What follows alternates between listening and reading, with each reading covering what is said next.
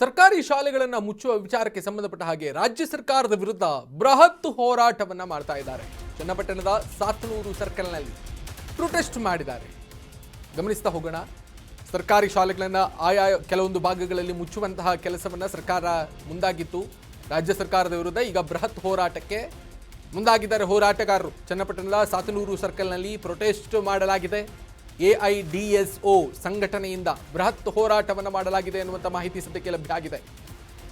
ಹೊಂಗನೂರು ಗ್ರಾಮದಲ್ಲಿ KPS ಶಾಲೆ ನಿರ್ಮಾಣ, ಹೀಗಾಗಿ 7 ಸರ್ಕಾರಿ ಶಾಲೆಗಳನ್ನು ಮುಚ್ಚುವಂತಹ ಕೆಲಸ. ನೋಡಿ, KPS ಮಾಡ್ತೀರಿ, ಹೌದು, ಏನೋ ಒಂದು ಇಂಗ್ಲಿಷ್ ಮಾಧ್ಯಮ ಸರ್ಕಾರ ಮಟ್ಟದಲ್ಲೂ ಕೂಡ ಆಗಬೇಕು ಅನ್ನುವಂಥದ್ದು ಎಲ್ಲವೂ ಒಂದು ಉದ್ದೇಶ ಸರಿ ಅನ್ನಿಸಿದ್ರೂ ಕೂಡ ಹಳ್ಳಿಗಳಲ್ಲಿರುವಂಥ ಶಾಲೆಗಳನ್ನು ಮುಚ್ಚುವಂಥ ಕೆಲಸವನ್ನು ನೀವು ಯಾಕೆ ಮಾಡ್ತಿದ್ದೀರಿ ಅನ್ನೋದು ಪ್ರಶ್ನೆ. ಸೊ ಈಗ ಹಳ್ಳಿಯಿಂದ ಬೇರೆ ಬೇರೆ ಸಾರಿಗೆ ವ್ಯವಸ್ಥೆಗಳಿರಲ್ಲ, ಅವರಿಗೆ ಅನುಕೂಲಗಳಿರಲ್ಲ, ಆ ಶಾಲೆಗಳಲ್ಲಿ ಅದಕ್ಕೋಸ್ಕರನೇ ಹೋಗ್ತಾ ಇದ್ದಾರೆ, ಅವರು ಅಲ್ಲಿಯೇ ವ್ಯಾಸಂಗ ಮಾಡ್ತಾ ಇದ್ದಾರೆ. ಆ ಶಾಲೆಗಳನ್ನೇ ಮುಚ್ಚಿದರೆ ನೀವು ಇನ್ನೆಲ್ಲೋ ಕಟ್ಟುವಂಥ KPS ಶಾಲೆಗಳಿಗೆ ಬಂದು ವ್ಯಾಸಂಗ ಮಾಡುವಷ್ಟು ಆ ಬಡ ಕುಟುಂಬದ ಮಕ್ಕಳು ಸಮರ್ಥರಿದ್ದಾರಾ, ಆರ್ಥಿಕವಾಗಿ ಸಮರ್ಥರಿದ್ದಾರಾ? ಇದು ಸರ್ಕಾರ ಗಮನದಲ್ಲಿ ಇಟ್ಟುಕೊಂಡು ಈ ಥರದ ಯೋಜನೆಗಳಿಗೆಲ್ಲ ಕೈ ಹಾಕಬೇಕಾಗುತ್ತೆ. ಸೊ ಸುಖ ಸುಮ್ಮನೆ ನಿಮ್ಮದು ಯಾವುದೋ ಒಂದು ಲಾಭಕ್ಕೋಸ್ಕರವಾಗಿ ನಿಮಗೆ ಆ ಶಾಲೆಗೆ ಕೊಡಬೇಕಾಗಿರುವಂಥ ಅನುದಾನವನ್ನು ಕೊಡೋದಕ್ಕೆ ಆಗದೇ ಇರುವಂಥ ಕಾರಣಕ್ಕೋಸ್ಕರವಾಗಿ 6-7 ಶಾಲೆಗಳನ್ನು ಏನು ತೆಗೆದು ಈಗ ಒಂದು ಶಾಲೆಯನ್ನು ಮಾಡ್ತೀರಿ ಅನ್ನೋದು ಅದು ಸರಿಯಲ್ಲ ಅಂತ ಕಾಣಿಸುತ್ತೆ. ಹೊಡಿಕೆ ಹೊಸಳ್ಳಿ, ಸಂತೆಮೊಗಳ್ಳಿ, ಸುಣ್ಣಘಟ್ಟ, ಚನ್ನಂಕೆ ಗೌಡನ ದೊಡ್ಡಿ, ಅಮ್ಮಳ್ಳಿ ದೊಡ್ಡಿ, ಕನ್ನಿದೊಡ್ಡಿ ಗ್ರಾಮಗಳಲ್ಲಿ ಶಾಲೆಗಳನ್ನು ಮುಚ್ಚುವಂತಹ ಆತಂಕ ಈಗ ಎದುರಾಗಿದೆ. ಹೀಗಾಗಿ ಸರ್ಕಾರ ಶಾಲೆಗಳನ್ನು ಮುಚ್ಚಲು ಸಂಚು ಮಾಡ್ತಿದೆ. ಭವಿಷ್ಯದಲ್ಲಿ ಸರ್ಕಾರಿ ಶಾಲೆ ನೆನಪಾಗಿ ಉಳಿಯಲಿದೆ ಅನ್ನೋದಾಗಿ ಹೋರಾಟಗಾರರು ಆಕ್ರೋಶವನ್ನು ವ್ಯಕ್ತಪಡಿಸಿದ್ದಾರೆ.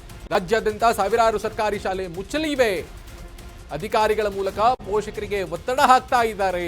ಸರ್ಕಾರಿ ಶಾಲೆಗಳನ್ನು ಉಳಿಸಬೇಕು ಅಂತ ಆಗ್ರಹಿಸಿ ಈಗ ಹೋರಾಟಗಾರರು, ಆ ಸಂಘಟನೆಯ ಹೋರಾಟಗಾರರು ಈಗ ಸರ್ಕಾರಕ್ಕೆ ಆಗ್ರಹವನ್ನು ವ್ಯಕ್ತಪಡಿಸ್ತಾ ಇದ್ದಾರೆ.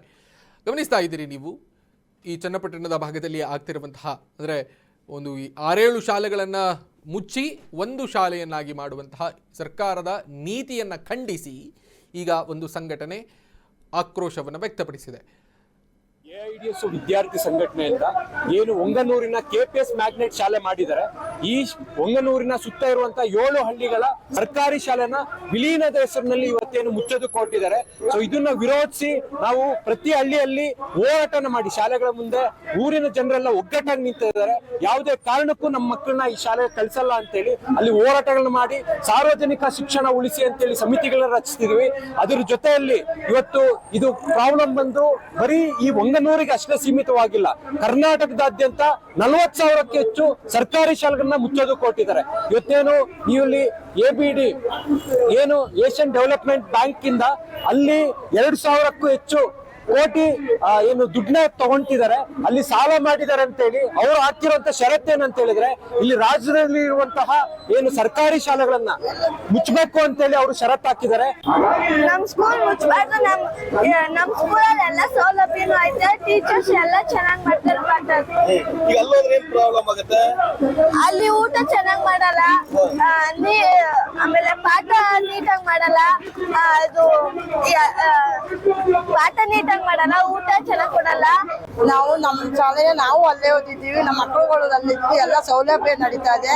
ಶೂವು, ಸಾಕ್ಸು, ಪೆನ್ಸಿಲ್, ಊಟ ಸಬ್ಬೆ ಎಲ್ಲ ಸೌಲಭ್ಯ ನಡೀತಾ ಇದೆ. ನಮ್ಗೆ ಹೈಸ್ಕೂಲ್ ಬಿಡಿಸ್ಕೋಬೇಕು ಅಂತ ನಮ್ಗೆ ಹೇಳ್ತಾ ಇದ್ವಿ. ನಮ್ಗೆ ಅಲ್ಲಿ ಕಳ್ಸೋಕೆ ಇಷ್ಟ ಇಲ್ಲ, ನಮ್ಗೆ ಅದೇ ಇದೇ ಬೇಕು. ನಾವು ಓದಿದ್ದೀವಿ, ಮಕ್ಳಿಗೆ ಓದಿದ್ರೆ ನಾವು ಇಲ್ಲೇ ಬೇಕು ಅಂತ ಹೇಳ್ತಾ ಇದ್ವಿ.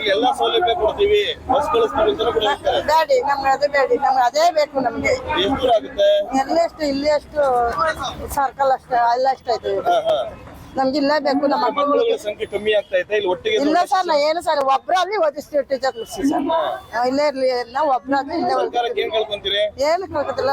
ನಮ್ದು ಶಾಲೆ ನಮ್ಗೆ ಏನೇ ಇದ್ದಿದ್ರು ನಮ್ಮ ಶಾಲೆ ಬೇಕೇ ಬೇಕು ಸರ್.